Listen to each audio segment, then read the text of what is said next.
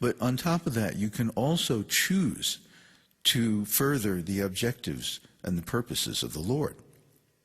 And what are they? Well, he would like everybody in this material world to get out. Yeah, he would like all of us to get out of this material world. He doesn't like us to be here. Even though he creates and maintains this material world, just like the government creates and maintains the prisons.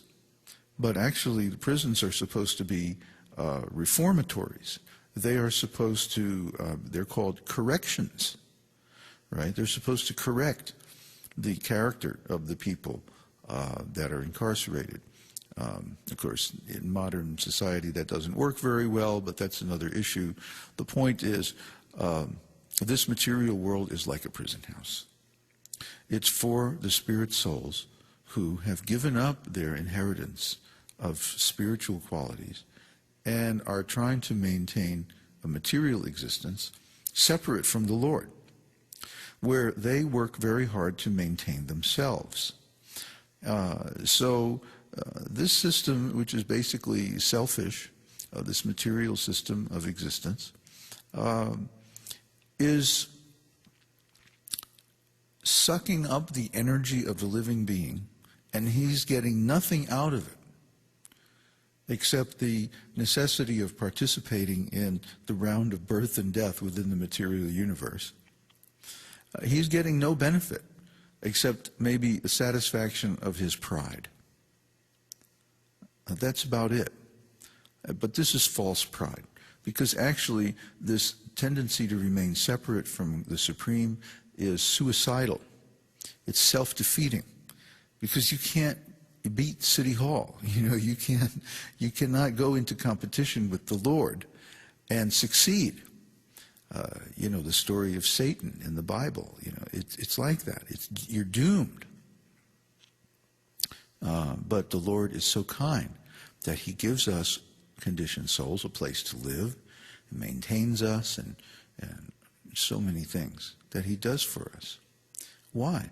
Because he is our eternal friend.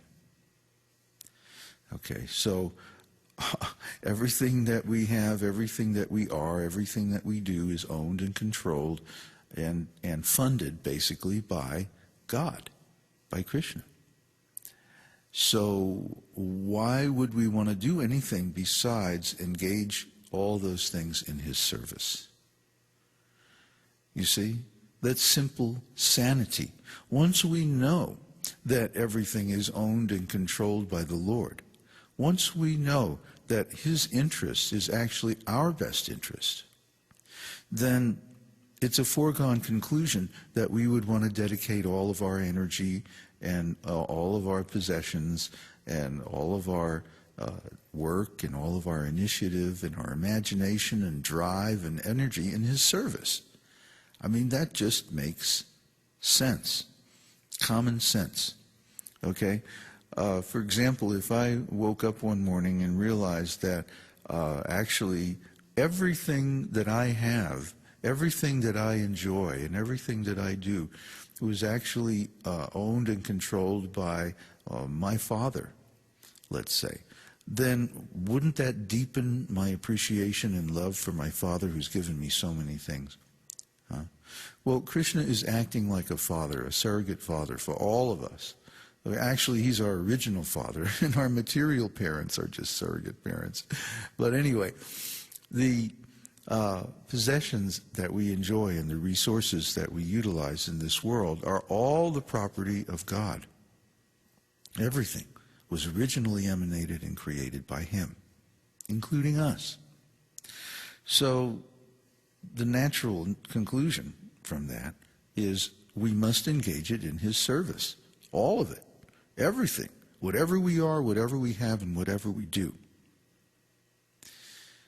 So the concept of karma yoga, of active service as a means of connecting with God, is a natural conclusion from the Īśopaniṣad concept, which itself is derived from the Om Purnam concept given in the invocation of Śrī Īśopaniṣad. And we'll see that actually all of the mantras of Īśopaniṣad are derived from this same central idea. And this, remember, is the first Upanishad that sets the tone and the subject matter for all the rest of the Upanishads. So clearly the context here is self-realization, understanding one's place in the cosmic creation and one's relationship with God. First from the point of view of a human being in the material world, and then gradually the Vedas will refine that point of view until we have the point of view of a spiritual being in the spiritual world. And that is actually the function and the subject matter of Srimad Bhagavatam, which is our central scripture. In fact, that is the heart of the esoteric teaching.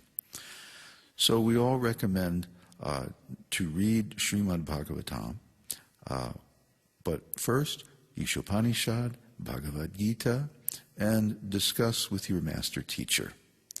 Hare Krishna, Hare Ram. Om Purnamadaha Purnamidam Purnat Purnam Mudachyate Purnasya Purnamadaya Purnameva Vashishyate. We hope you've enjoyed this edition of Your Perfect Body. This is David Hughes, your host, reminding you to visit us on the web at esotericteaching.org. Your feedback is important to us. For questions, comments, or to join our mailing list, email yourperfectbody@esotericteaching.org.